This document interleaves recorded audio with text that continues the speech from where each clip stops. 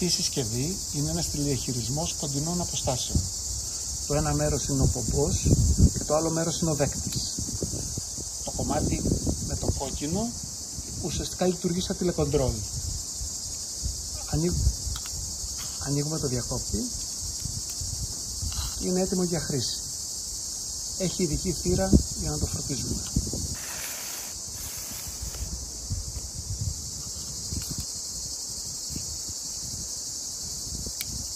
Υπάρχει αυτό το μανταλάκι, το οποίο το χρησιμοποιούμε για να συνδεθούμε πάνω στο φυτίλι και για να γίνει πυροδότηση.